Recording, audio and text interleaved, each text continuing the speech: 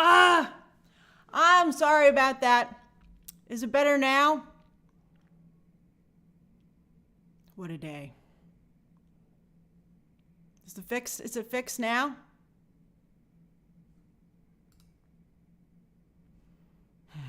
Okay. All right, so thank you so much for joining me for today's live stream. I'm going to kick off the live stream every week. I donate 5 memberships because you guys are so generous all the time. So every single week I donate 5 memberships at the beginning of the week. So here I go.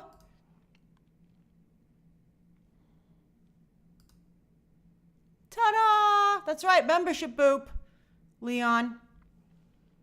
All right, thank you so much to everybody who's a member. Thank you to everybody who's watching who isn't a member. I see you. I appreciate everybody. Memberships are a great way to support this channel because by gifting memberships. Thank you, Gareth. Gareth is always so generous because it allows other people to get the chance to participate in some of these streams. Thank you, Alex. And especially when things have been so tough in the entertainment business. Thank you, Franco. It has really helped this channel and kept it in a good place. So thank you so much. I really, really appreciate your generosity, and I try very hard to match it as best I can. Thank you, Yaya. That's really so kind of all of you. Just to let you know, a little update as to what's going on. This evening at 8 p.m. Eastern Standard Time, I'll be doing a live watch-along of Despicable Me 4. You need your own copy of the movie to participate, and you need to be a member. Anyone can watch along with their own copy of the movie, but that chat will also be open for members. Thank you, Danny, because I appreciate those of you who are members, and so I want to make sure it's worth your while. However, for those of you who are subscribers, thanks, Gareth. For those of you who are subscribers and who can't be a member right now, I got you too. I do all live trailer breakdowns are open to subscribers in the chat.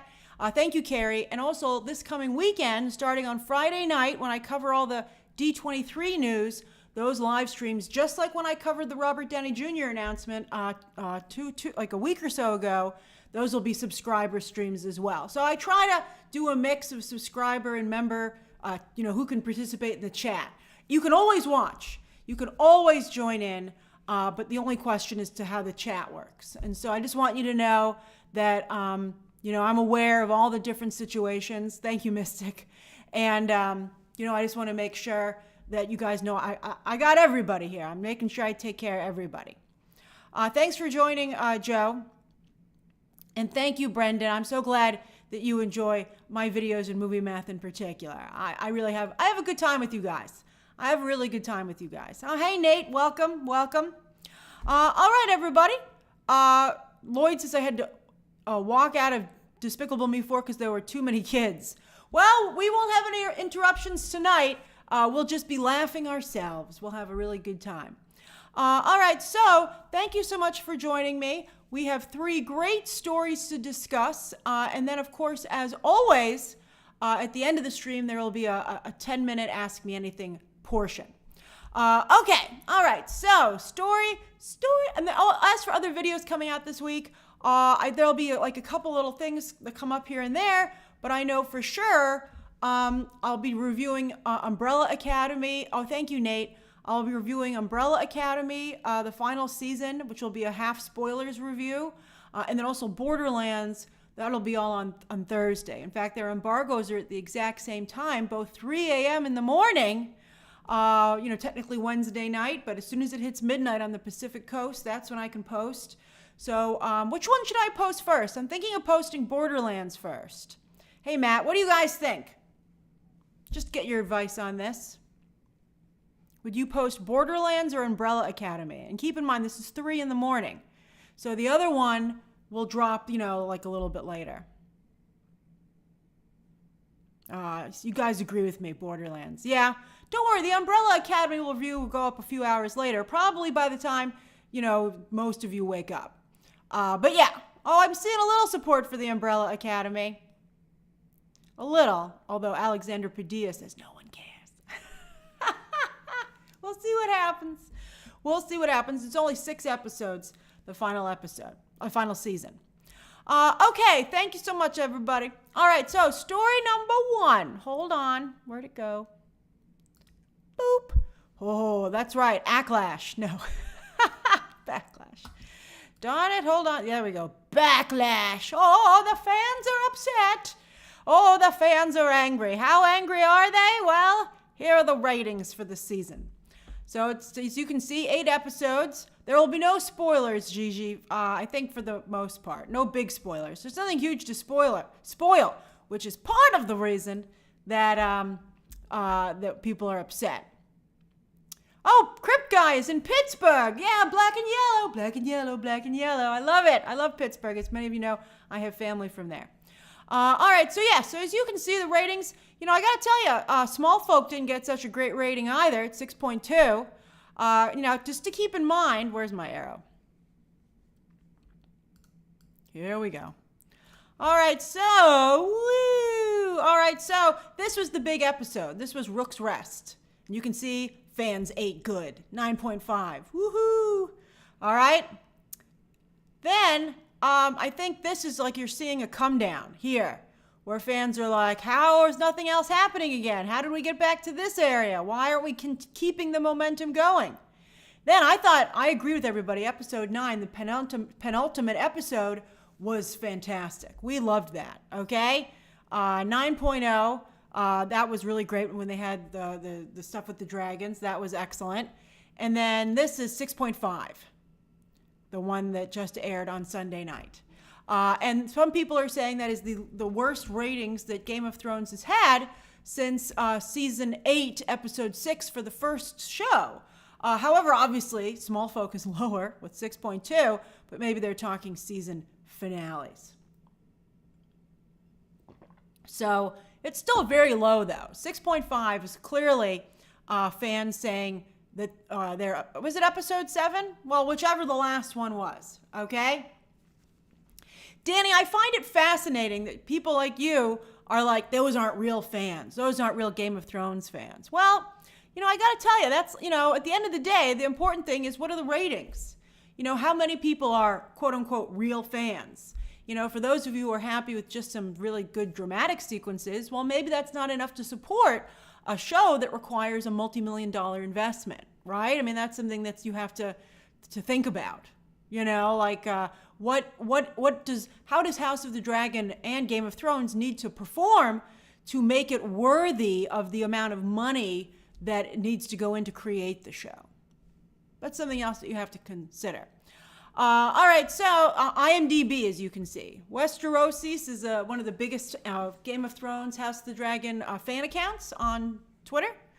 And so they put up this nice little graphic, as you can see. All right, so I saw somebody say that they felt that, let's see here. I saw somebody tweet that this should be where maybe season 2 should have ended. This is the final, I'm sorry for any slight spoilers. This is the final shot, at least you don't know the context. This is the final shot of episode 7. And I think some people, we were all feeling real good. I mean, you just saw the rating for that episode. It was a 9, highest rated episode of the season. Second highest rated. But I have to say, I think that this would have been a bit of an issue as well. Because part of the reason people liked this episode and this shot was that they felt that it was leading to a really banger finale. So I don't think that necessarily would have worked either. I think the real problem is that nothing really happened for an entire season after already having to wait about 2 years for this new season. So you've been waiting for so long, and I saw a lot of people say, at the end of season 1, we were about to go to war, and at the end of season 2, we're still about to go to war. And I think that's a very, very legitimate criticism. I think managing expectations is important. House of the Dragon was pitched as a show that would feature lots of dragons. Remember, when they first announced it, they had the sigil of House Targaryen, which is a giant freaking dragon. Now, some of you might say, well, that just represents the house, not all the dragons. But I would say some people might feel it's different, And, you say that this is going to be the big dance based on the Dance of Dragons, and then you don't really have any dragon dancing. I think that's like a really, really big situation there. So also, now you've got basically another 2-year wait. All right. I know you guys like a poll. Let me ask you this. What did you think of season 2? What did you think of House of the Dragon season 2?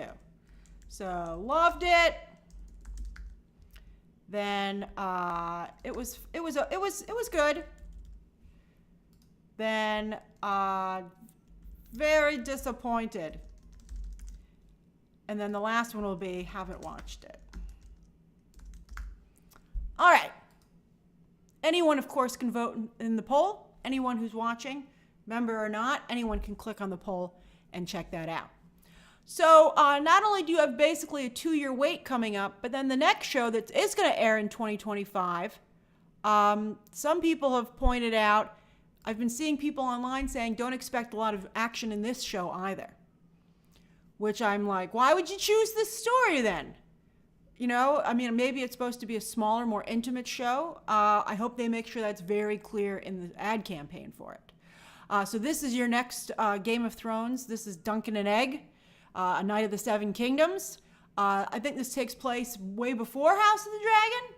So I think that they're running in, you know, it's funny. I would compare this a lot to Star Wars, including a very large, elongated timeline.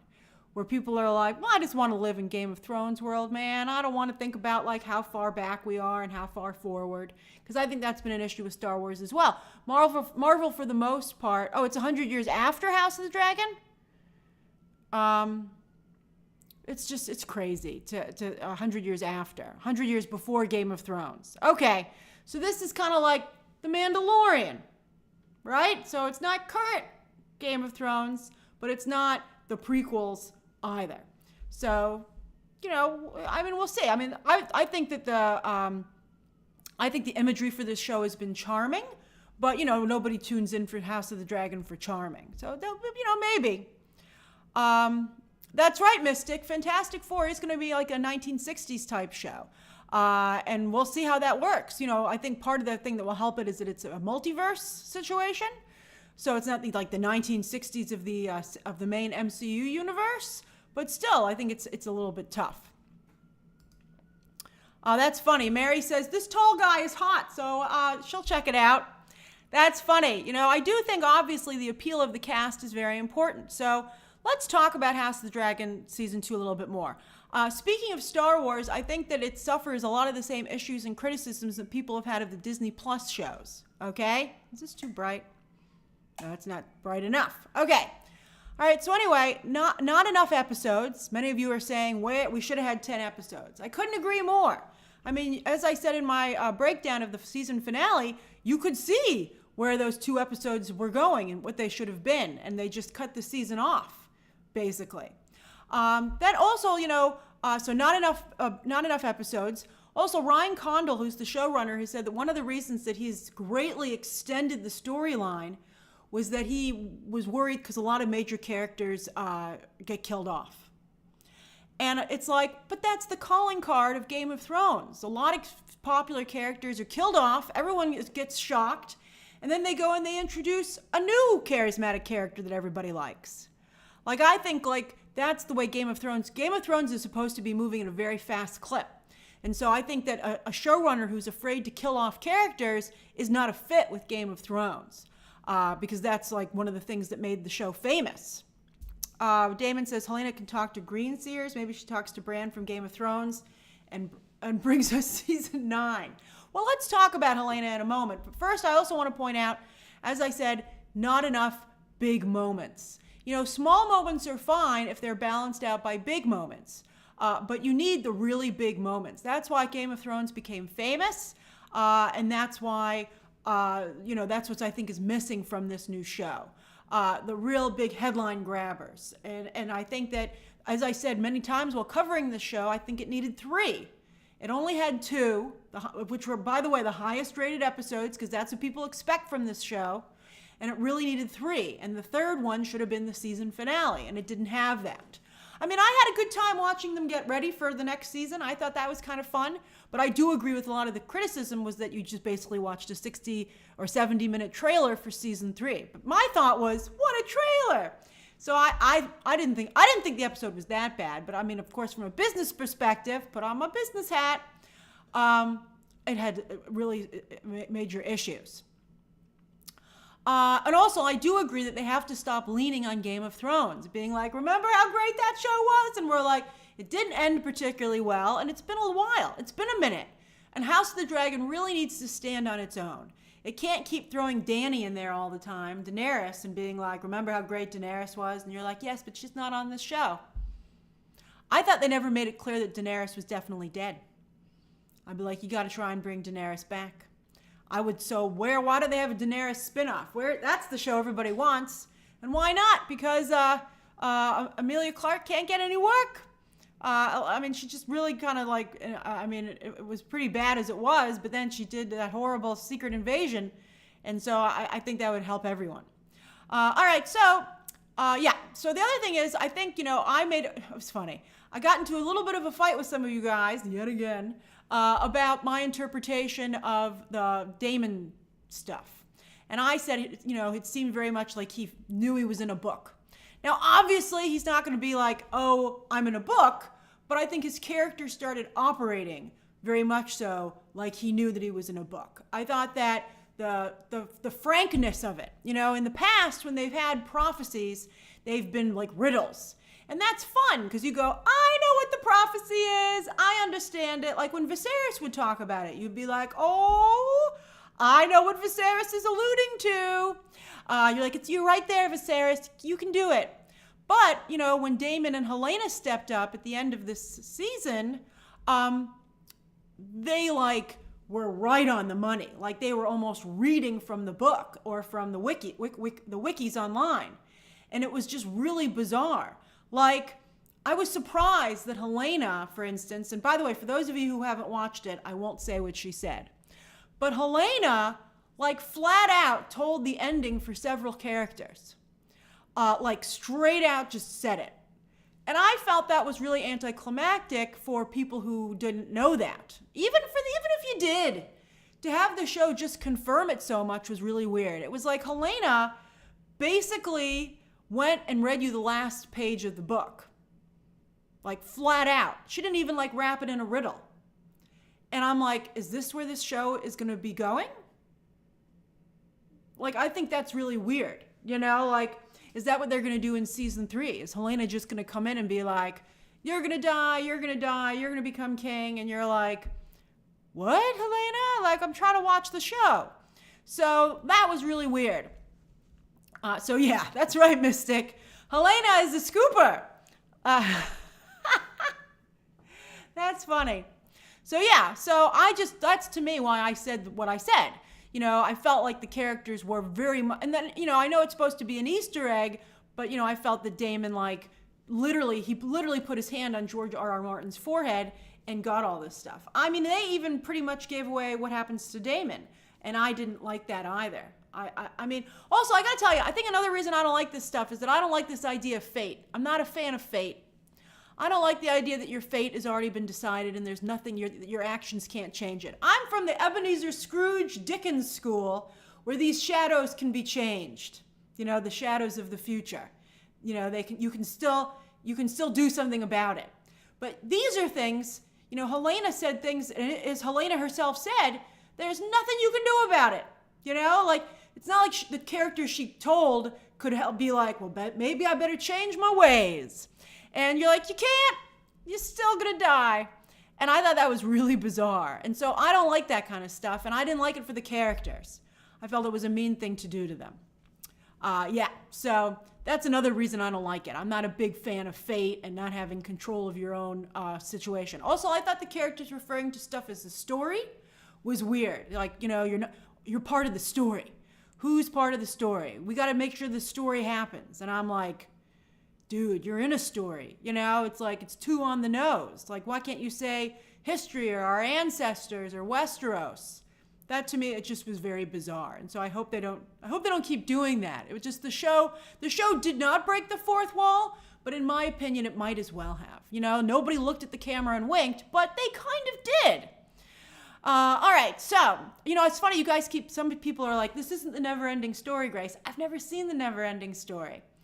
So I thought that was funny. Okay, I'll close the poll, and then we'll talk about how to save Season 3. I mean, everyone gets upset about it, but I think most people will be back, especially if they have a good ad campaign. All right, so what did you think of House of the Dragon Season 2? A third of you, 33%, felt it was good. Like, you didn't fall in love with it, but it scratched the itch. I would fall into that category myself. And I had a lot of fun covering it and talking about it with you. Like, whenever I got my screeners, I watched them immediately, or almost immediately. If I didn't watch them immediately, it's because I was saving like a nice little dinner to go with them. I mean, it's still a fun show to watch. 31% of you have not seen it yet. I'm glad we tried to stay away from spoilers for the most part. Why haven't you seen it? Are you just like not watching House of the Dragon? Or are you going to binge it? Like, what's supposed to be such a hit show, for so many of you not to have watched it yet is concerning, I think, for HBO. 22% of you are extremely disappointed, and then only 12% of you loved it. Oh, that's very interesting. We should send that to Zazie. Well, Ryan Condal. Zazzy's going to be like, I'm worried. I feel like Zazzy's going to be like, I'm not giving you any more money. Because, I don't know. I mean, it's like you're damned if you do, if you're damned if you don't. You need the money to make this show better. Matthew says, I think the show is operating on the basis that most of the audience knows what the fixed events of the story are, as it is a prequel. That's interesting. I don't think that they do. And also, the show has made it clear that they're going to change some stuff. So I don't like them saying what's definitely going to definitively happen going forward. Because it's fun when they change stuff. I love it when they change stuff from the books. Because then we go, oh, that was a big change. Let's talk about the big change. Like the stuff with Alicent. We won't say what it was because some of you haven't seen it. But the stuff with Alicent at the end was totally new. And I loved that. You know, they're making some stuff with Nettles. Big changes. So I don't want to know what they're keeping and what they're not keeping. I got to tell you, with some of the stuff that Helena confirmed, I had kind of hoped that they would do it differently. So I don't really love some of the stuff. I mean, I'm not that happy about it. I don't like knowing where the story is going to that degree. I think it's anticlimactic, you know?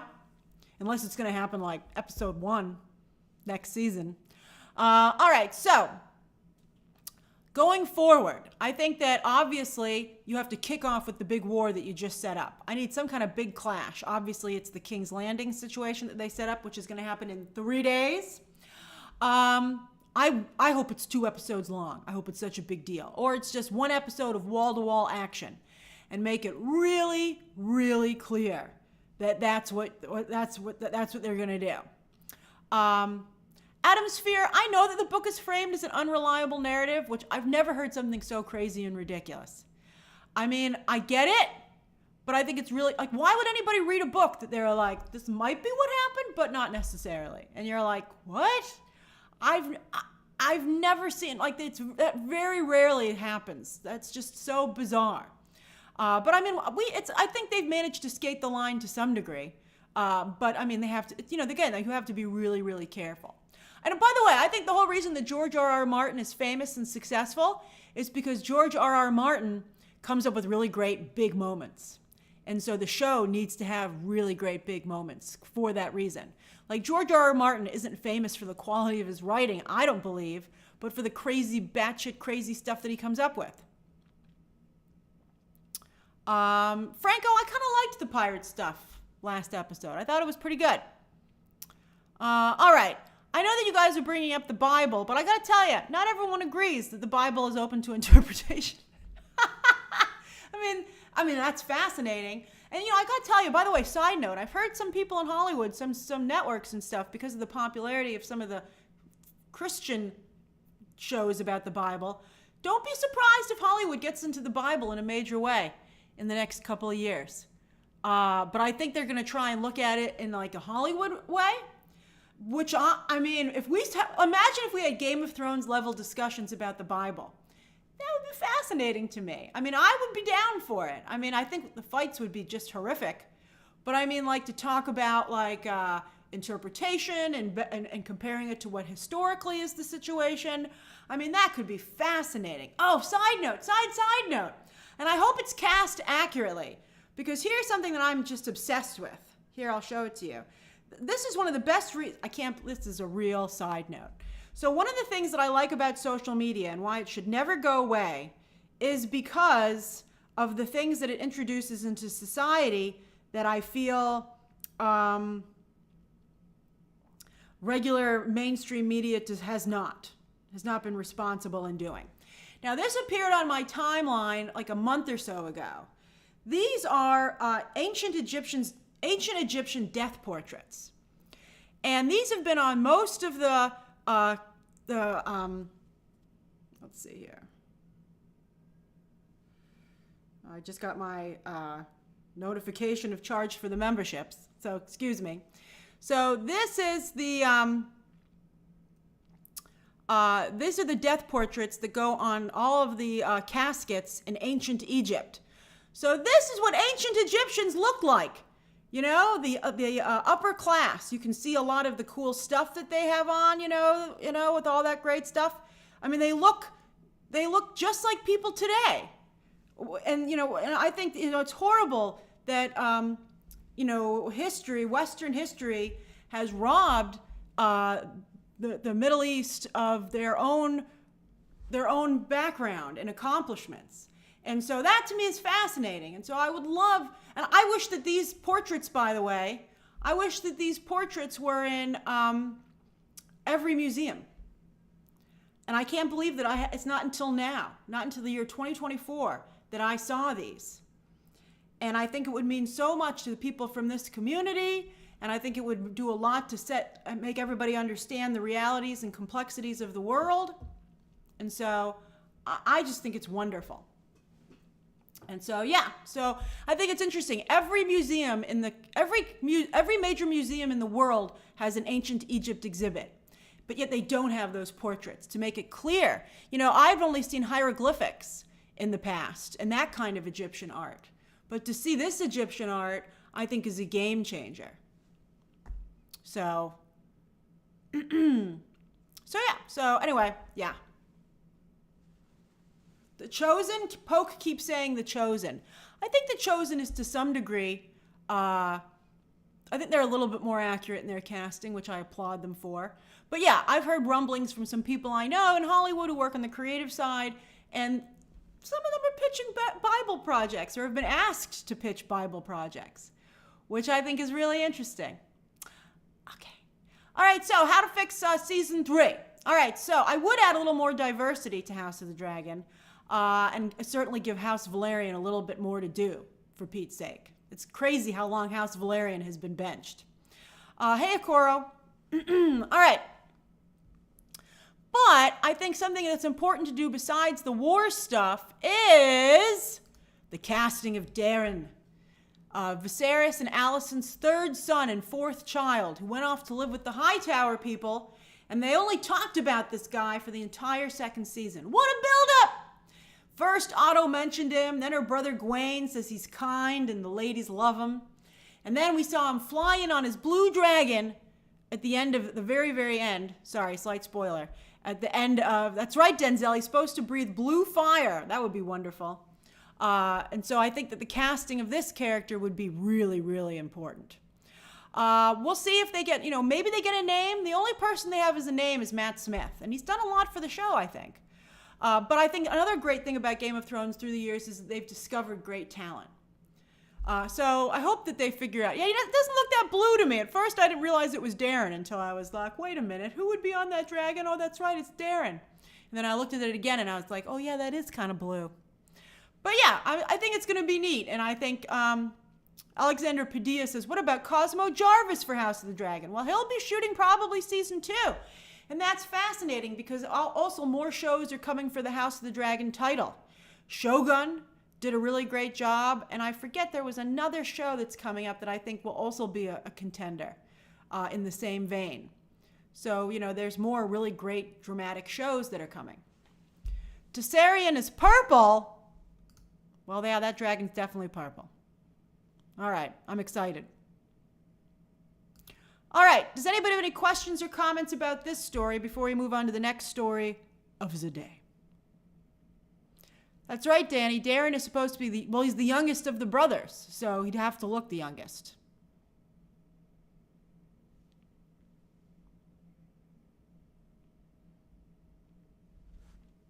Elise, we'll move forward in a minute. Paul says, I'm a Rings of Power fan myself. I hope that the second season can avoid the issues and have incredible battles. Well, I hope so. It's starting very soon, isn't it? I just don't know very much about Tolkienism. And also, I don't want to get into a big fight with people. And I really didn't I didn't watch the first season. I'd have to go back and watch it. Ricardo, they didn't show Darren because they want to, I think, have the time to cast him.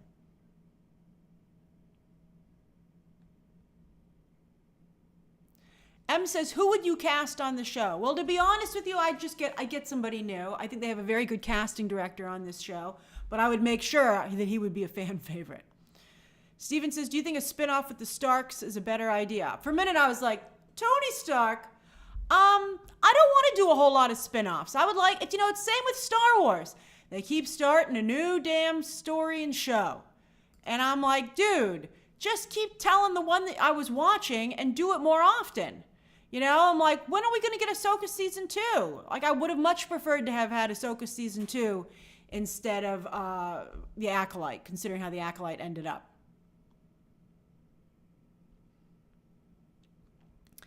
Danny, I don't see your super chat. Sometimes if you do a super chat a little bit earlier, I'm not going to be able to get to it.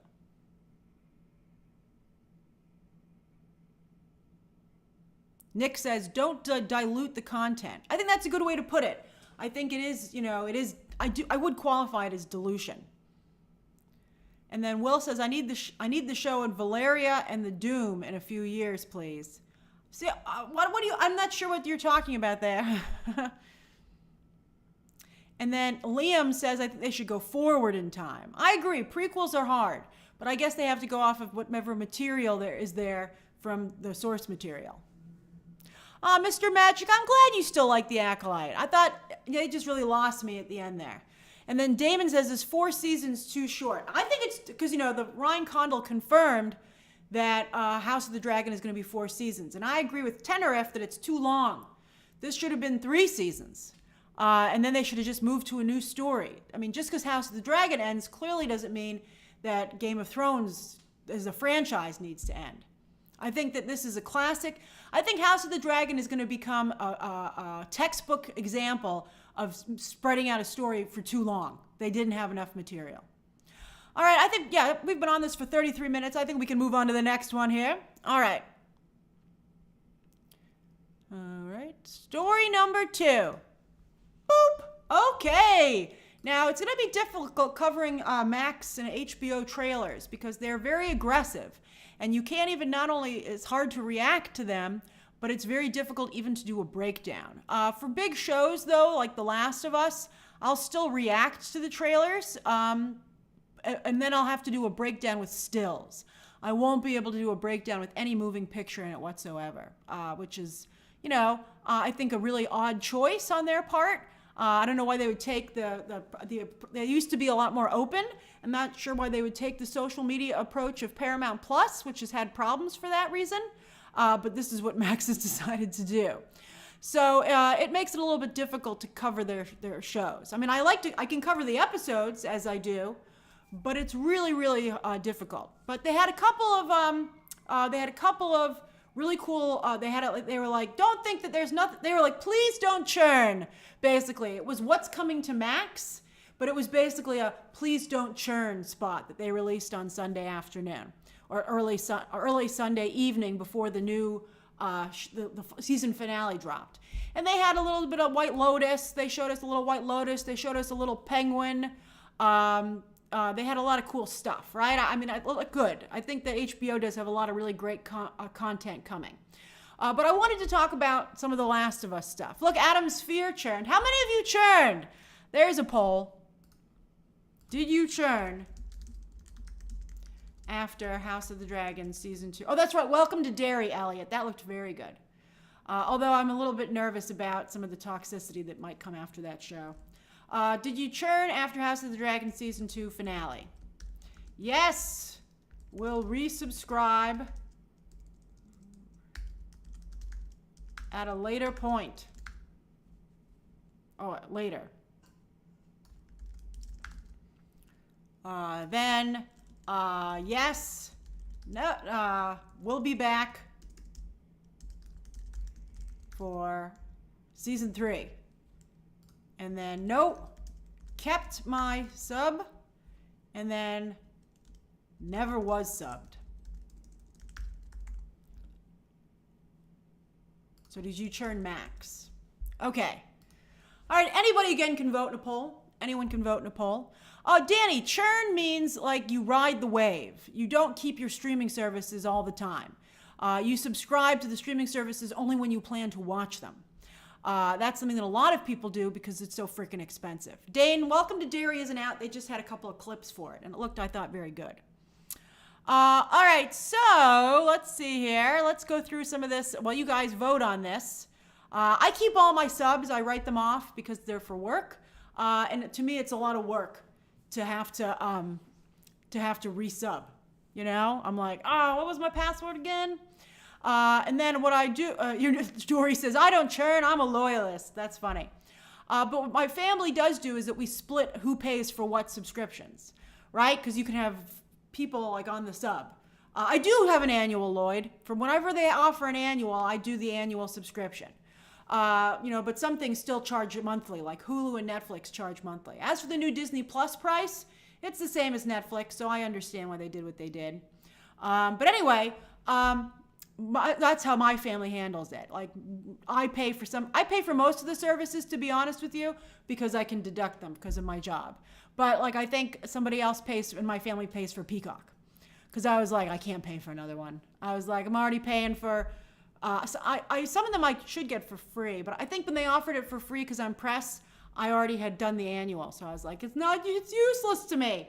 But I pay for Apple TV, I pay for Hulu, I pay for Disney Plus, I pay for Max, I pay for Paramount Plus. It's ridiculous. It's a lot. And I still have cable because I haven't cut the cord. Man, I got to take a look at this. Maybe when things are slow, I got to take a look at this. And by the way, I've been still watching a lot of black and white. And I have Amazon Prime too. That's also for free 2-day shipping. Although I haven't shipped anything myself in a while. All right. So let's see here. But a lot of people churn. A lot of people churn. All right, so let's look at some of these characters. Well, let me close the poll. Okay. All right, so here we go. 44% of you kept your sub. You held. You were excited about what they have coming next. 34% of you, though, never subbed in the first place. Ooh, that means you sail the 7 seas, or you just don't watch House of the Dragon. Then 12% of you will resubscribe later, so you dropped it. And then 8% of you will be back in 2026. Or maybe for Duncan and Egg or the Night of the Seven Kingdoms in 2025. So for the most part, they kept, actually, that's interesting. Only 44% of you stayed. Interesting. Very interesting. All right. So let's look at some of these characters. Hold on. Where'd it go? All right. Ta-da! First off, I want to point out this wonderful comparison that was put up with how the game looks versus the show. So The Last of Us Part 2 versus The Last of Us Season 2. And I have to say, that's impressive. I haven't watched the cutscenes yet for The Last of Us Part 2 because they're like 8 hours or something, or even longer. And I was like, well, I'm going to forget it by the time the show comes on. So I'm going to have to go back and now take a look at it because I wanted to see it. Britt says, Pedro needs more beard. Oh, no. He looks very different, but I think he looks like he's giving a really intense performance. So I'm looking forward to that. But yeah, it's important, I think, to see the original cutscenes so that I can make the comparisons. Because, they do, I think I wouldn't do that for everything, but because clearly this show takes it so seriously, I think it's important if I'm going to cover it that I take it seriously as well. All right, so but this looks fantastic. I'm very impressed with this. And I think that it helps the show. I think that kind of, even when they do deviate sometimes, I think that the fact that sometimes they're so on the mark, I think it makes people feel, I think it helps make fans happier. Mystic, this isn't the final season. They're going for 4 seasons too. Let's see if they make this. The cutscenes are on YouTube, Lisa. I wonder if they'll have the same issue. They adapted the first game to 1 season, but they're splitting the second game into, I believe, 3 seasons. We'll see how it goes. Interestingly, because they also don't want to kill off a popular character. I don't know. Just have to create new popular characters. So we'll see how this works out. Splitting it into 2 seasons, I can see. But if they want to split it into 4, is it 4? Let me check, because that just seems so stupid. How many seasons? The Last of Us. Okay, yeah. They said at least 3, but they're trying to get 4. So I was correct. I would tell them no. 3. 3 seasons. Then have Naughty Dog come up with a new game. Sneaky says part 2 is significantly longer. Okay, so fine. So that's fine. That's 2 seasons. But it's not, I can't do 4 seasons. I mean, I just think that seems a little bit much. Just break new ground. Come up with it. That's right, as Mystic just says. Come up with a new story. Keep the show going. Keep the story going. All right, so let's take a look at some of these characters, my friends. All right, so here we go. Abby. I take back everything I said about Caitlin Dever. So here's how Abby looks in the game. And here's how Caitlin Dever looked last we saw her. But Caitlin Dever has worked out.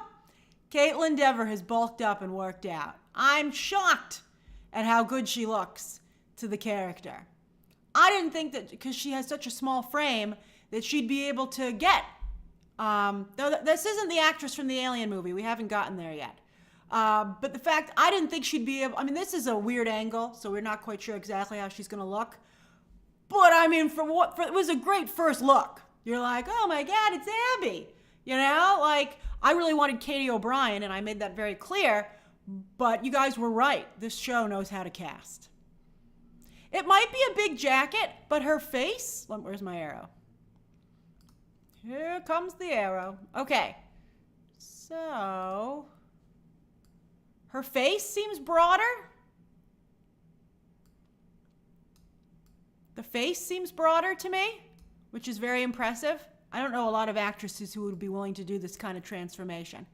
You see it with actors, but you don't see a lot with actresses. And then also, while she's always had thick eyebrows, big eyebrow people unite, they look really amazing here. She just looks really, really good.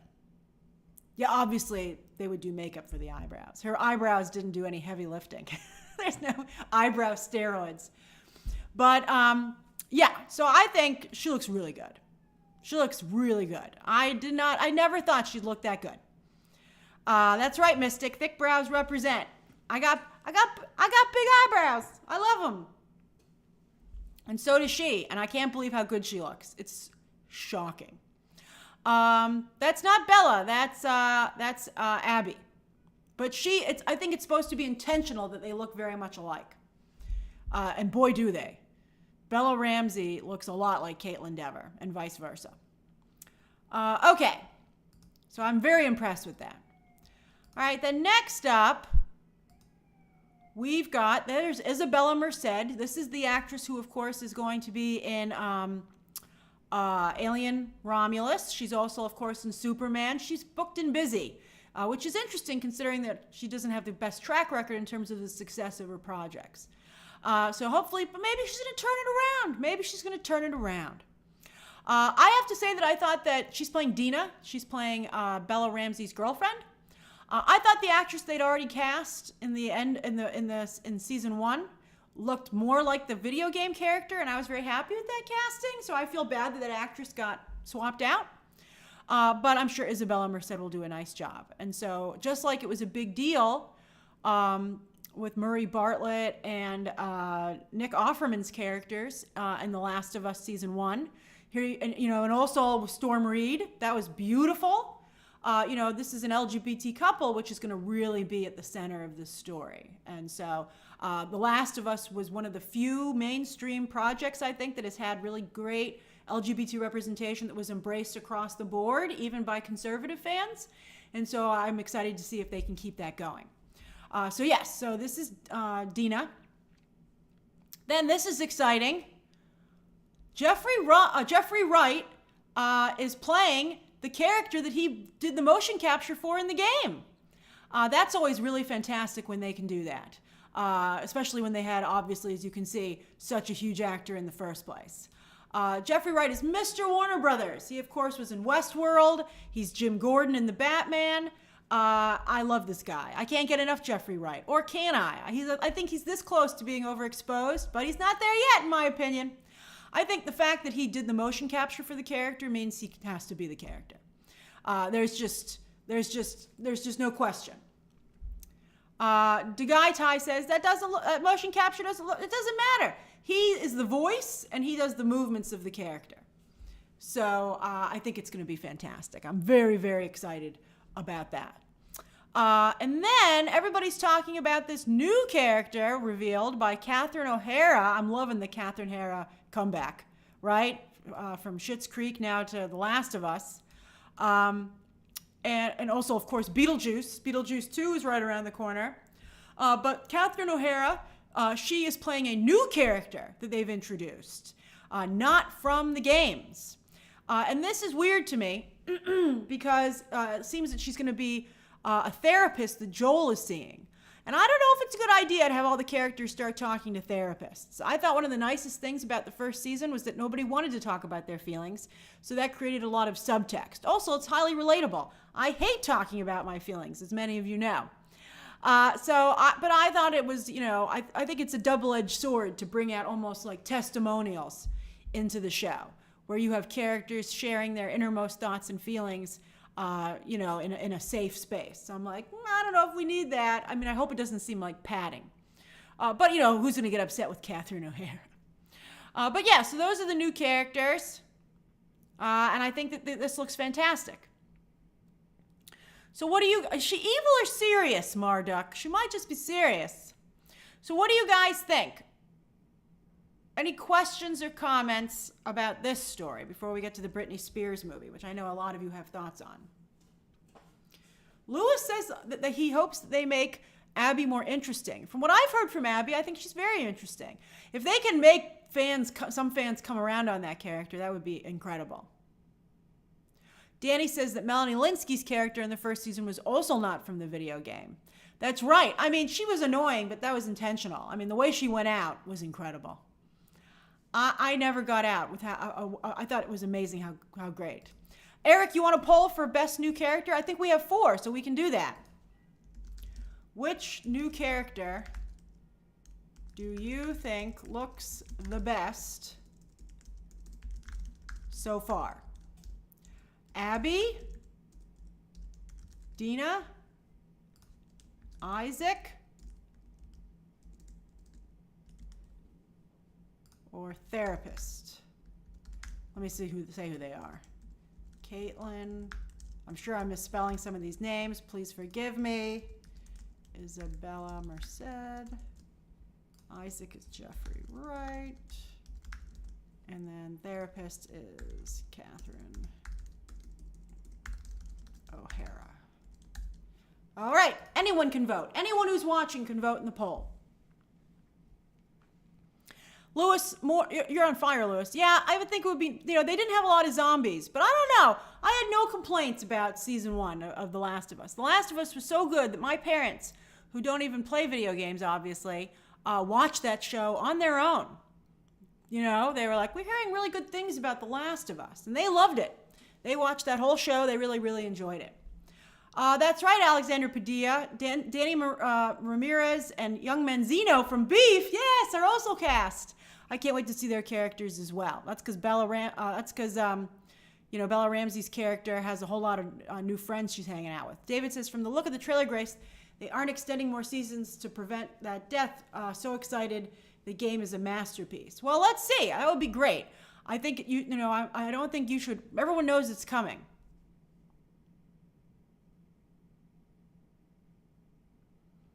Let's see here. Oh, GUI, you thought it was too bleak? It is an incredibly bleak show, but I think you should finish it. I think it's really well done.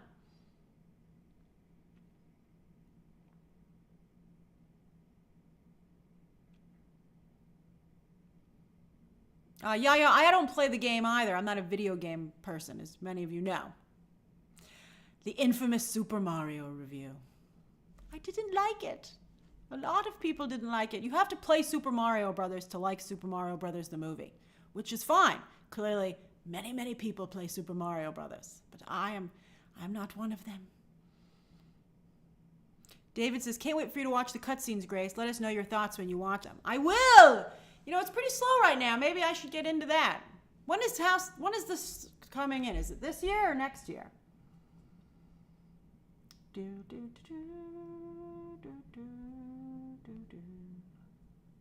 Season 2.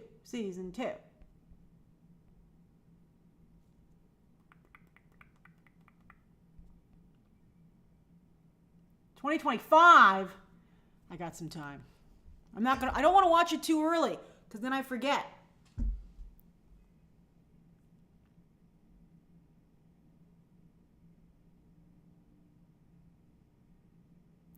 Junior says The Last of Us had a couple of time skips, so I think 2 seasons will break well. 3 is pushing it.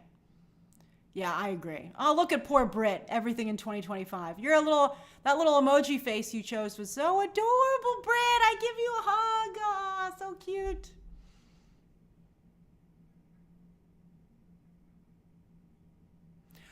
Danny, I know the basic idea of what happens in The Last of Us Part 2 for sure. Elise thinks Fallout is better. I love Fallout. Fallout is great. Big Fallout fan. Not the game, the show. Marco says some of the best Part 2 scenes include spores, but they were cut from Season 1. What are they going to do? Let's see if they come up with something. All right, Steven wants to go to Britney. I think we can go to Britney. All right, let me close the poll, though.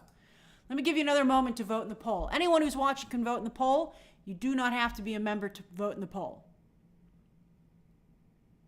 You don't even have to be a subscriber, but it wouldn't hurt to be a subscriber. Let's see here.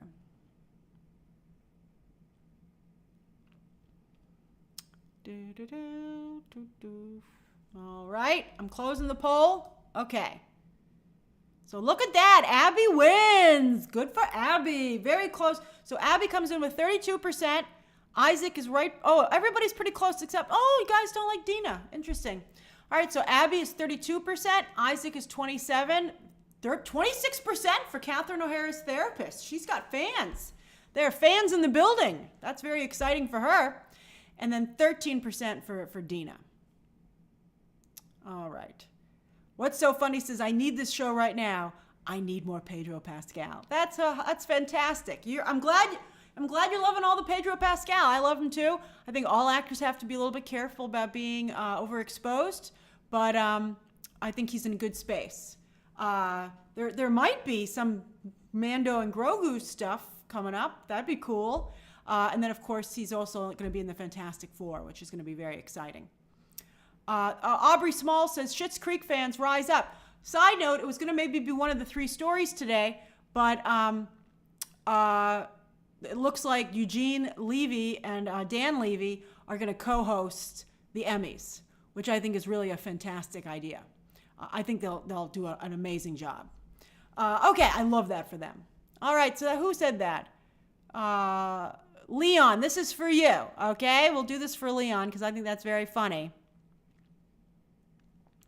Here it comes.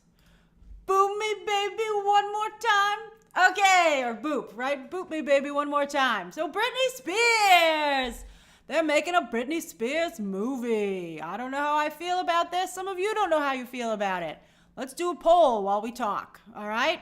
Britney Spears movie. Bio movie. So we have, great idea. I don't know. Tricky. I would not make this.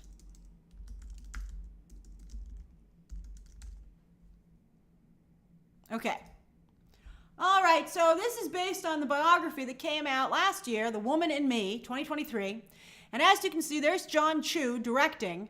You know, Crazy Rich Asians was a good movie that did solid business, but I don't think it was good enough to wipe out all the crap that John Chu made over the years. So I'm surprised that he got Wicked off of Crazy Rich Asians, although I must say, I think Wicked looks pretty good. And now he's I just think he's such an odd choice for a movie that clearly is going to have a lot of really important nuance.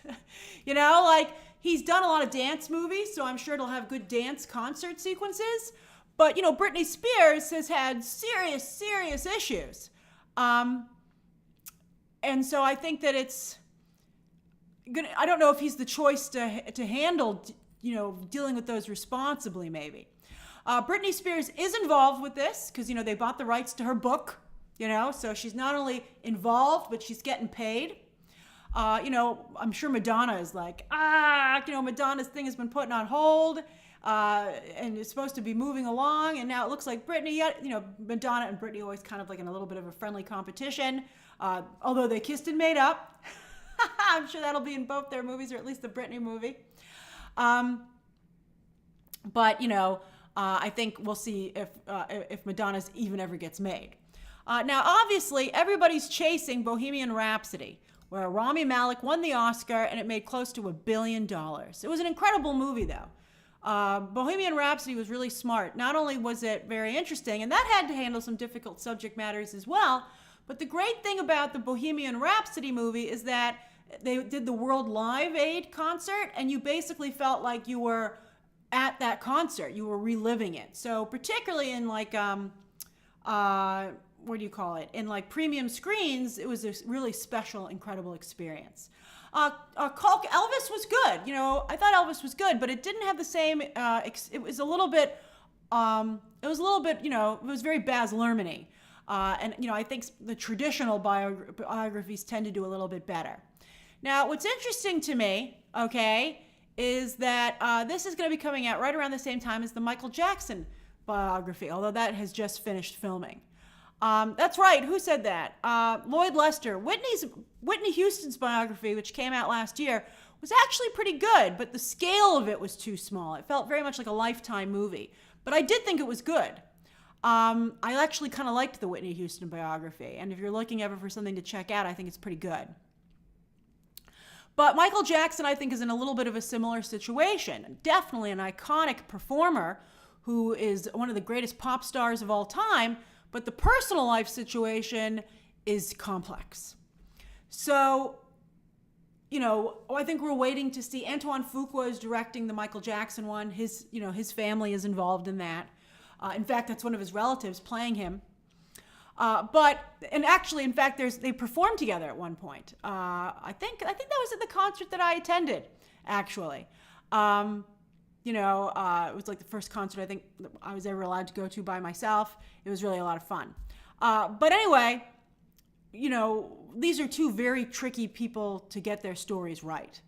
Britney Spears, I would really, really love for Britney Spears' documentary to put the spotlight back on what a great performer that she was, and you know how iconic she was and the risks that she took, and she really put herself out there. And I think her openness is partly what endeared her to so many of her fans, like that very famous Pepsi interview, which weirdly is with Tucker Carlson back when he was, I think, with what was it, CNN, right? CNN with the crazy rock star or pop star interviews. Anderson Cooper, of course, is the one who had that infamous exchange with Lady Gaga, although, of course, Lady Gaga did a phenomenal job handling that.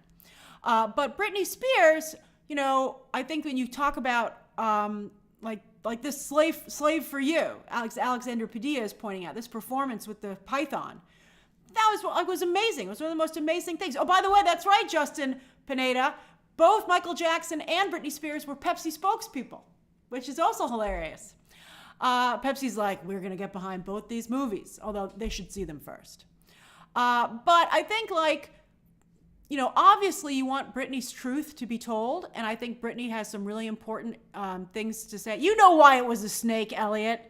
You know the double meaning of the snake. You know exactly why they chose snakes.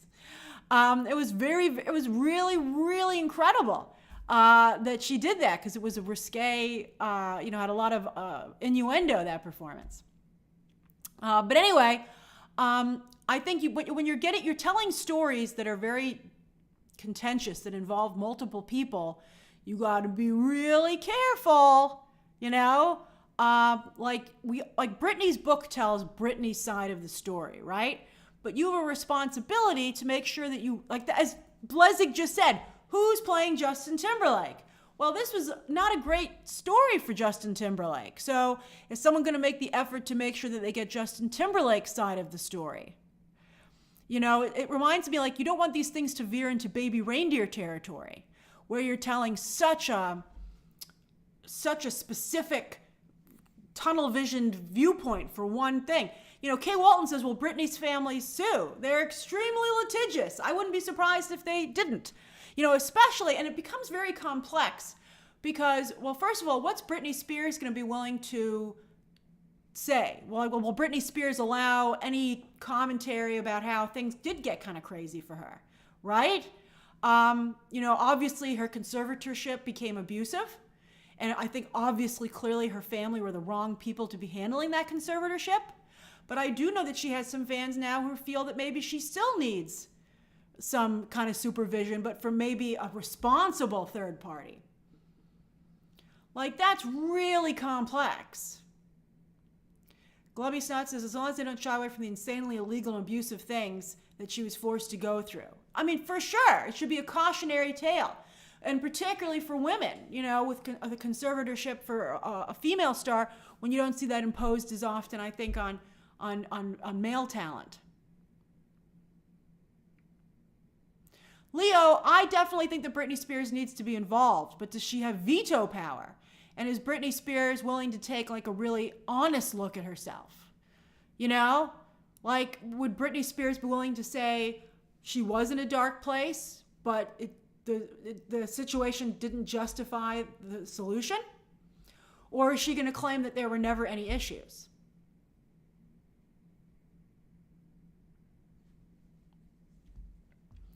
You know, I think the same thing with the Michael Jackson situation, you know? I mean, maybe these movies need to be a little bit about, like, can you separate the art from the artist? Andrew Kills World says they need a prestigious writer and director. I would agree on that, and I don't really think that's John M. Chu, to be honest with you. I mean, I would feel really a lot better if they had someone who could stand behind. Like, to me, John M. Chu says they're just going to focus on making a fun movie. But I mean, again, I don't think anybody's interested in that. People are interested in all the drama. That's why the book sold. But Chico, they should definitely celebrate her legacy. Britney Spears is an incredible performer. You know, some of the things that happened to her personally, you know, that's in one area, but I think it shouldn't detract from what a skilled performer that she was. Greta Gerwig is an interesting choice, Marco, but I don't know if Britney and Greta Gerwig would match. Because I think Greta Gerwig would want the film to be very honest. Same for Emerald Fennell. I think these directors would want the film to be really honest, and they would want Britney to, like, have her, you know, come to Jesus moment, for a lack of, you know, a better explanation, a better term. You know, like, I think that would be crucial to the film working for those performers. Globby, Sofia Coppola. Sofia Coppola is an interesting choice. I'm not saying that Britney Spears would actively not want the film to be honest. I'm saying, you know, when you're telling your life story, are you willing to, you know, can you admit when things were not maybe going so well? Mystic says the book was fairly balanced. That's great to hear. I think that's fantastic.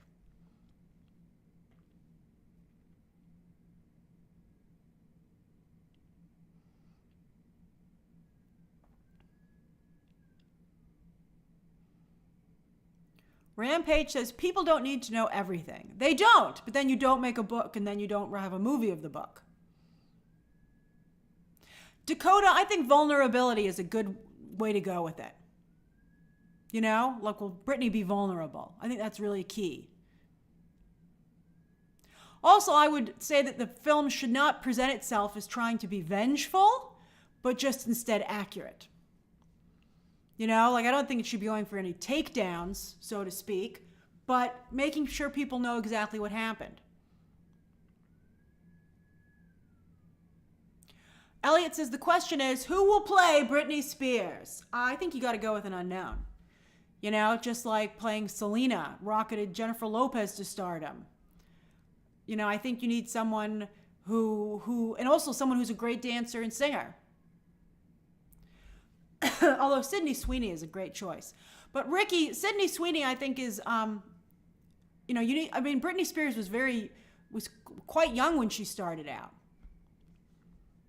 And so I think you need someone to be able to convey that. Let's see here. Steven says, Britney's story is one that unfortunately rings true time and time again for women in Hollywood and the abuse they face, from Marilyn Monroe to Judy Garland. That's totally true. I also think the abuse from their handlers, but I also think, you have to talk about the abuse because of the demands that are put on them for how they're supposed to look and act. I think that's really crucial. Millie Bobby Brown, who's saying that? Christian and Joe. That's not a bad choice. Millie Bobby Brown is not a bad choice. I like Millie Bobby Brown a lot.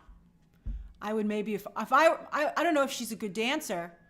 She's not too young, Tenerife. She's in fact the exact right age. She's in the exact perfect space. Hey, Tatumness. Thanks for joining. Hey, Mikey.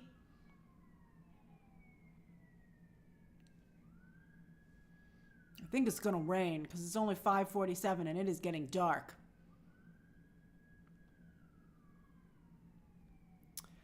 JS says, hey, Grace, got here late. I'm going to watch later. Thanks, JS. All right, let's see here. Let me close the poll. Okay. Brett Crandall says, I hope Spears is involved in the music. Maybe some new songs. You think they didn't have any new songs for Bohemian Rhapsody? Let's see here. Britney Spears bio movie. 40% of you think it's tricky, but maybe. 34% of you would not make it at all. And then only 24% of you think it's a great idea. That's interesting. Yeah, I think, and I bet you would have the same thoughts for Michael Jackson. Because I think, again, we want to celebrate Michael Jackson's accomplishments professionally, but there is an awful lot of smoke personally. Sean says Jodie Comer would add a lot of depth. Jodie Comer is way too old for the role, I'm afraid, though. Jose wants to point out that Freddie Mercury was long dead after Bohemian Rhapsody was made. That's true, which is why I think the Michael Jackson biopic might be a little bit better positioned. And that's true as well, because as Brett Crandall just pointed out, Britney Spears is still alive. Britney Spears' story hasn't ended. We don't know what's going to happen to Britney Spears. So that's also an important aspect. But Britney wants that money now, and I don't blame her. She's got a lot of legal bills. And Andrew says it has to be about the abuse of women. That's one of the things I really liked about the Pam and Tommy series. That, unfortunately, I feel bad that Pamela Anderson didn't support that and get behind it. Because I thought that what Lily James and the rest of that, and Seth Rogen who produced it, I thought what they did there was really beautiful. And I thought they made Pamela Anderson look the best I've ever seen her. Not only did they make her look the best from a professional standpoint, but I thought they presented her in an extremely sympathetic way. But Pamela Anderson really tore that show down, and therefore nobody supported it, including fans. And that was just disappointing because I thought they addressed a lot of the same issues there. All right, we'll get to the Q&A in just a moment.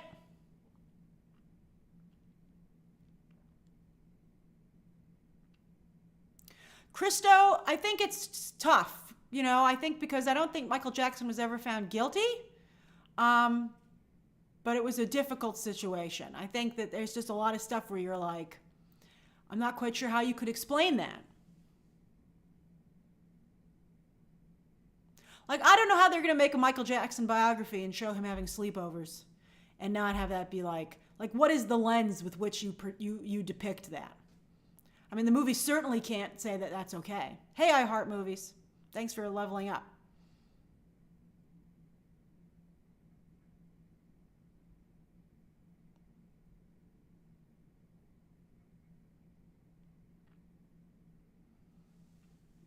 Okay. Will says you don't depict that part of his story, but how can you not? It's really hard to figure it out, how to cover these individuals. We'll see what they decide to do. Okay. Alrighty. Q&A time. Where'd it go? Ta-da! It's 5:50. How easy. It's 6 o'clock. That'll give me a 2-hour break before the watch-along. Mika says, Glenn Powell and Jenna Ortega cast in J.J. Abrams' new movie. Well, I'd have to see what the movie is about. That's a little better, yeah. Man, it is going to rain. Dory Does Voices says, how about a Dolly Parton bio? That would be great, wouldn't it? I don't think enough people credit Dolly Parton today for what she does. Max says, how about Ali Wong to host the Oscars? I don't know about that.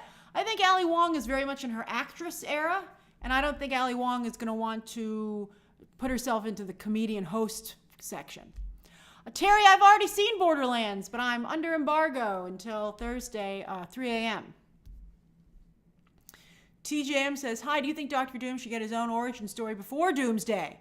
I assume he'll only be in the Fantastic Four for a few seconds, so we need the exposition. I think the first movie will be the exposition. I think that's what the Doomsday movie will be. I think everyone's going to be like, isn't that Tony Stark? And he'll be like, I'm Victor Von Doom. And they'll be like, what? And they'll be exploring what that means. Let's see here. Kalk says, wouldn't a Gaga biopic be great in 20 years? I think you got to give Lady Gaga room to work. I mean, she's such a dynamic person. She's clearly going to be doing exciting stuff for her entire life. And so I would just leave it alone until you can then go and look at it later and see what happens.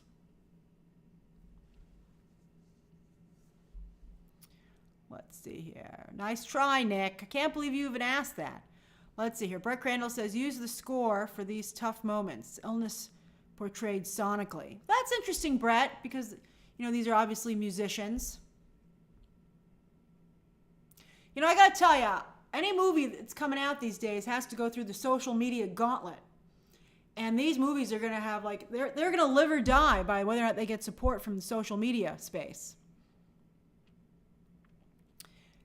Let's see here. Danny, I'm not watching the Olympics. I'm watching all the Olympic discussion on social media, but I have not watched it. Let's see here. Finn Moreau says, I think the movie may need 3 different actresses to portray Britney at different points in her life. Millie Bobby Brown, Mia Goth, and then Jodie Comer. I don't think Britney's aged that much. She looks pretty much the same to me.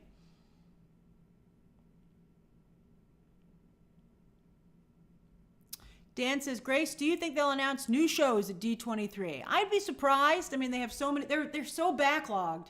I think they're just going to spotlight the stuff that's finally coming. Aided Buffalo says, hi, Grace. What do you think about Those About to Die from Roland Emmerich? I love it. Do you plan to watch? What are your thoughts? Season 2. I've not watched it, I'm afraid to say. Let me see, Mr. Magic. Oh, here we go. Thank you, Mr. Magic. That's very kind of you. Oh, I missed a couple. Hold on.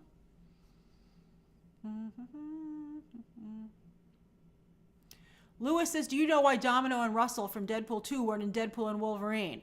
Not sure, although he did seem to say that they didn't test very well with test audiences. That was one of the jokes that he made. I don't know why they weren't in it, but I'll be honest with you, I didn't miss them. Dre Films, Eartha Kitt would be wonderful. I love Eartha Kitt. We should do a whole thing on her great performance in The Emperor's New Groove. That was just iconic. Andrew says, Regina Hall is Oscars host. She was so funny when she accepted Kevin Costner's award. She's very, very funny.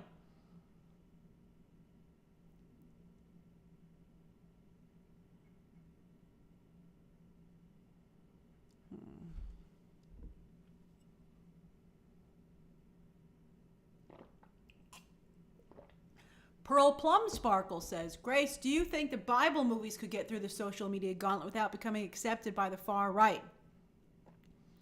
I think they'd have to really walk a fine line, and I think a Bible project from Hollywood would have to be it would be very difficult because you'd have to appeal to the people who are interested in comparing it to the historical record, but then also taking it seriously enough for the people who consider the Bible to be fact.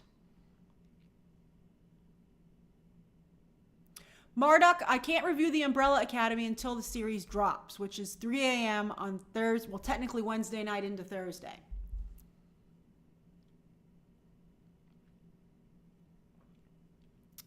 Marky Mark says, favorite unused X-Men story that you want to see on the big screen? Age of Apocalypse. I know we're tired of the multiverse, but boy, was it good. Dre Films points out that the Book of Clarence did not do well. I think that was a little bit too out there. I think that it wasn't reverential enough to the material, and I think that that might have been the issue there. It looked good. I didn't get a chance to see it, but I thought the trailers looked good. I mean, also it might have been an issue of when it came out and the advertisements. Mickey says, favorite Britney Spears song or album? I'm not a huge Britney Spears fan. Hey, there's Brit. I mean, I love her music, but I'm not like someone who, I'm not the kind of music fan who like is into albums. But I mean, I really do enjoy a lot of her songs. I think she's a very good performer.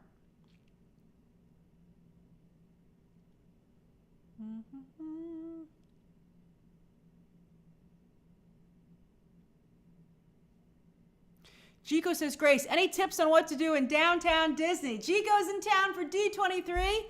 Obviously, you got to go shop at World of Disney. They have a new bowling alley there, I heard. You should definitely get dinner at one of their many great restaurants.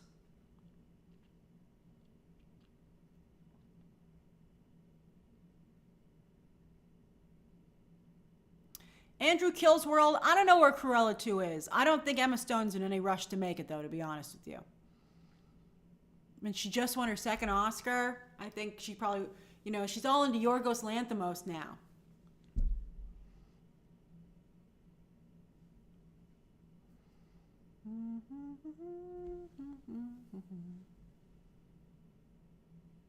Marco says, what the interest in films like Gladiator 2, do you think they should try adapting Homer's Iliad and the Odyssey as a series of films with epic scale? I think the Odyssey could potentially be interesting. Because so much, yeah, maybe.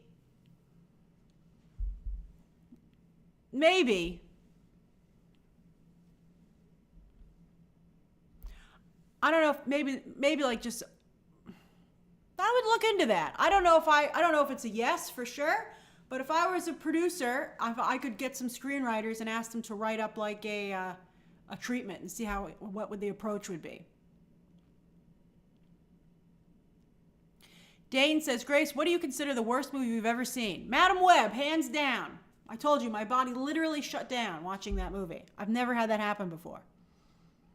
J. Jonah Jameson remembers.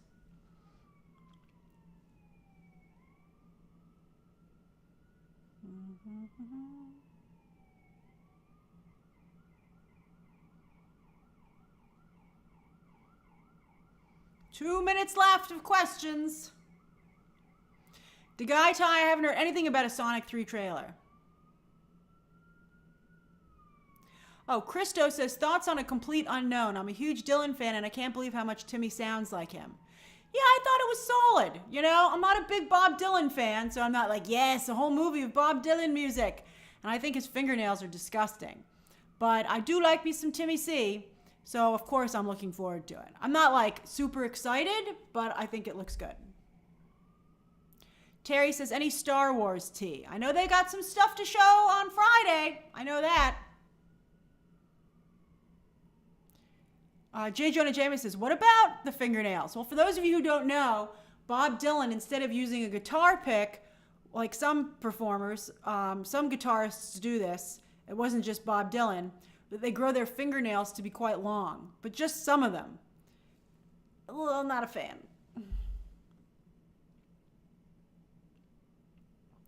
That's not Timothée Chalamet's fault, though. That's what Bob Dylan did. And he's got to portray it. That's right, Elliot. Ew.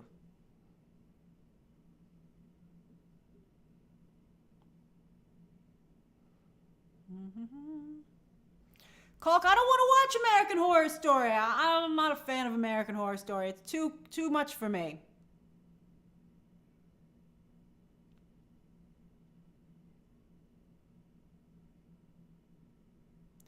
Danny, my thoughts of D23 is that they're showing up to play. I think there'll definitely be stuff for us to discuss on Friday and Saturday.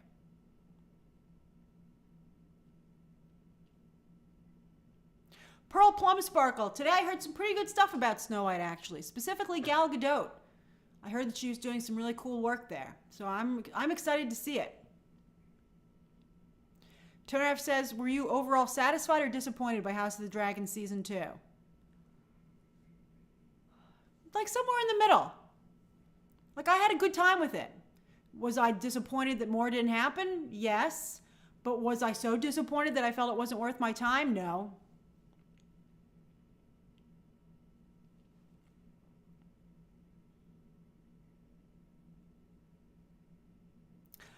The big panels are on Friday night and Saturday night at 7 p.m. Pacific. So that means 10 p.m. Eastern Standard Time. So Friday night at 10 o'clock Eastern Standard is the big Marvel, like everything panel. Marvel, Star Wars, Disney, Avatar, everything. Then the next night at the same time is going to be the parks presentation.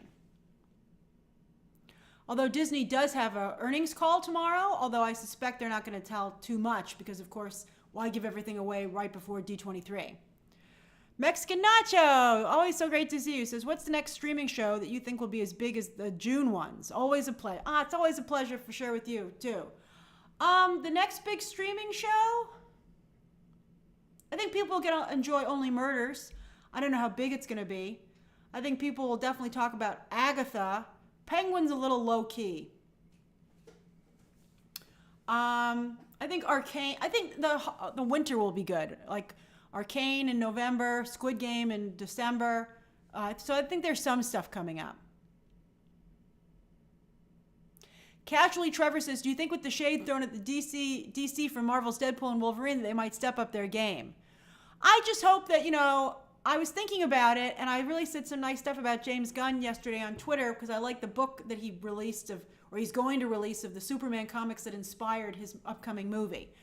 But at the same time, so far, everything that he's doing looks very much like Guardians of the Galaxy, from Creature Commandos, which is literally another Suicide Squad story, to even his Superman movie so far, from what we're seeing, looks very Guardians of the Galaxy.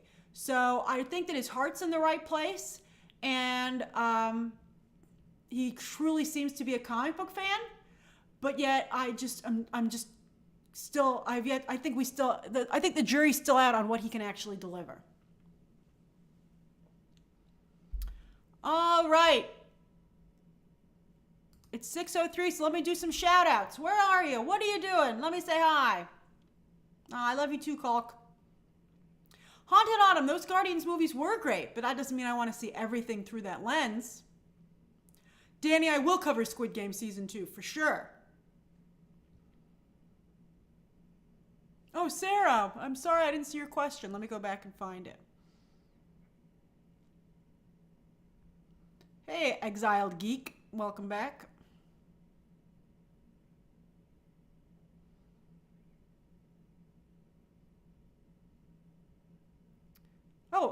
There we go. How many articles about the series Industry from HBO do you watch the show? I don't watch Industry, I'm afraid. I'm afraid not, Sarah. So I can't, I've seen people talking about it. It seems to be getting more attention these days, but I'm afraid I have not seen the show. Oh, and I missed Casually Trevor here says, gulp, gulp, that's how I feel in Jacksonville with this hurricane. Good luck. Also, Millie Bobby Brown should be the next Mary Poppins. I can see that too. She'd be a cute Mary Poppins. Good luck with the weather down south in particular. I love you too, Sarah. I'm glad. Thanks for letting me know I missed it. Hey, Asensio. Better late than never. All right, so shout out time. Where are you? What are you doing? Lisa McDougall says, working and doing homework on a great day in Baraboo, Wisconsin. I love that, Lisa. Your positivity is inspirational.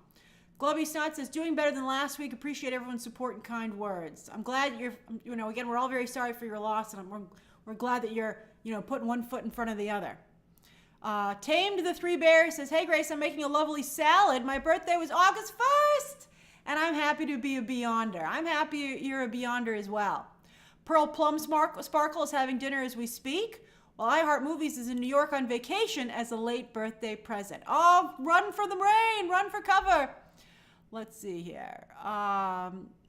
Joe says, resting after work, long time watcher and sub today. Oh, yay! Thank you for all the great times. My pleasure, Joe. I'm so glad that you decided to finally become a member and that we can interact like that. That's fantastic. Jose Garcia is headed to the Magic Kingdom. So jealous. Let's see here. Just coolin'. It's hard for me to meet people for safety kind of things and stuff, but I'd be happy to give you some recommendations of where to go and things to check out. Let's see here. Steven's about to watch Batman Cape Crusader in Brooklyn. I hope you enjoy it. I liked it. I mean, it's not perfect, but it's fun.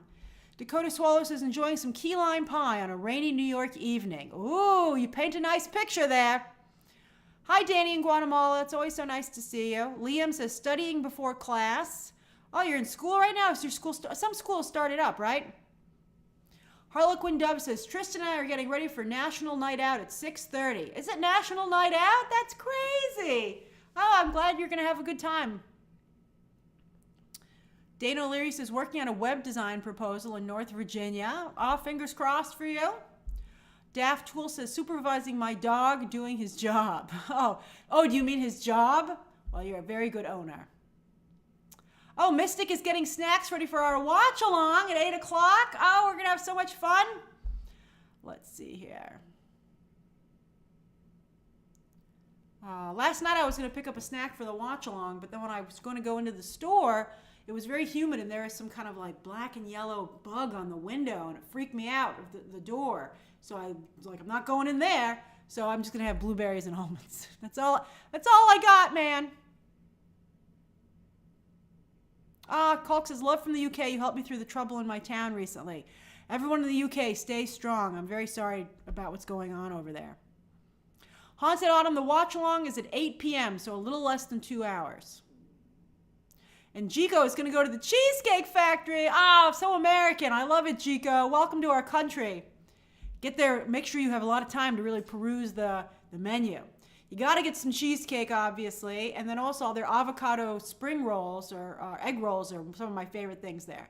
I also like their firecracker shrimp. I haven't been to a Cheesecake Factory in a long time. Let me tell you a quick story about the last time I went to the Cheesecake Factory and why I largely haven't been back. Chico, you might want to log off. So I was at the Cheesecake Factory a while ago, like years, and it was in New Jersey, and we were sitting down in a booth for two. The person I was with says, boy, this booth kind of smells a little bit, don't you think? And I was like, I don't smell anything. But my friend was like, it's really bothering me. And so the waiter came over, and my friend said, could we move? This booth smells a little funny. And the waiter says, tell me about it. We had a guy sitting here like a couple hours ago, and we just had not, or maybe a couple days ago, and we have just not been able to get the smell out of the booth. We moved. And I was like, how does someone smell so bad that it rubs off on the booth? I'll never forget it. But I still like Cheesecake Factory. I also went to a Cheesecake Factory in Pittsburgh once that was like a giant castle. It stood on, here's a positive Cheesecake Factory story. So in Pittsburgh, on the south side, they have a Cheesecake Factory that's a standalone Cheesecake Factory. And it's in the middle of a town square. Oh, Chico's still here. Chico, hopefully my story will inspire you to say you want to move if it's not good. All right, don't be afraid to say, I'd like a different table. So anyway, it's a Cheesecake Factory. It's in the middle of like this town square, and it's on its own little island, basically, surrounded by a parking lot, obviously. But it was just huge. It has multiple rooms. It's just incredible. Let me see if I can find the picture. I'll never forget it. I was making fun of it the whole time that we were there with my family. I was making all these jokes. I was like, where are the knights with the trumpets when we come in?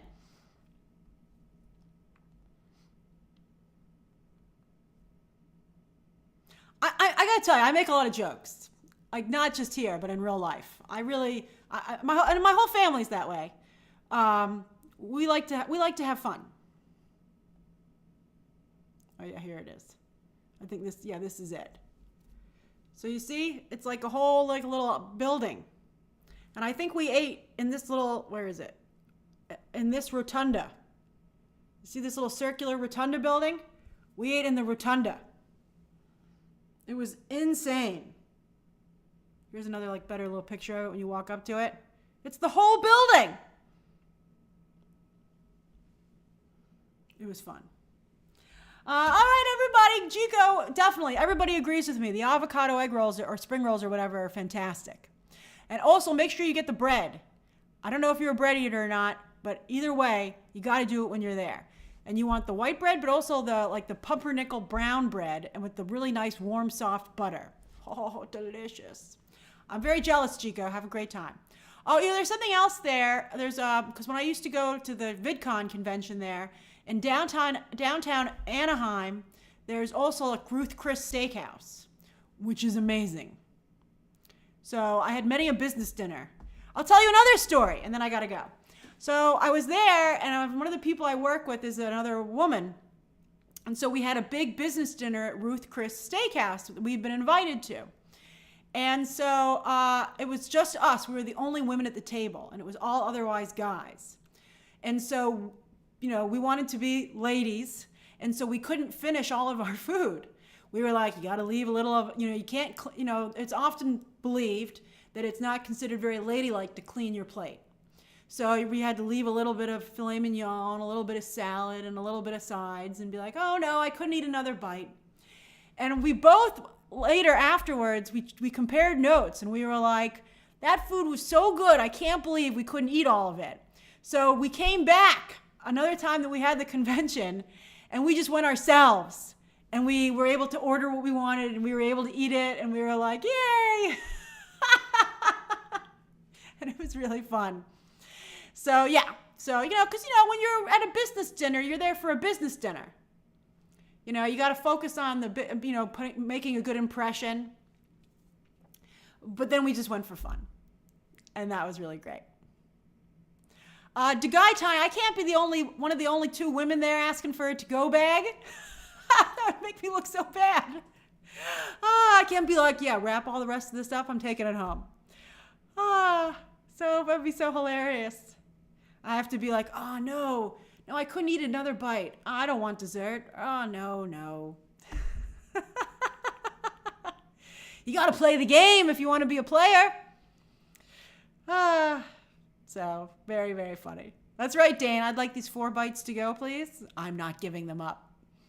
But yeah, so I hope my story is inspirational to you on how to act during your business dinner, but that there's no shame in later going back. And, you know, ate at Buffalo, that'd be funny to lick the plate. I think that'd be funny. That'd be a good comedy sketch. Be like, I don't care. That's how good is the food? At my business dinner, I licked the plate in front of all the guys. I didn't care. All right, I better get going. Thank you so much for joining me for the live stream today. For those of you who want to watch Despicable Me with me at 8 o'clock, I'll see you then. Remember, though, you need your own copy of the film, I'm afraid. So I'll see you later for that. And then, of course, there'll be a live stream tomorrow and Thursday. We're going to go for 3 this week. And also, there are some earnings calls tomorrow. Disney's in the morning and Warner Brothers Discovery is in the evening. So we'll probably be discussing some of the stuff that's discussed there.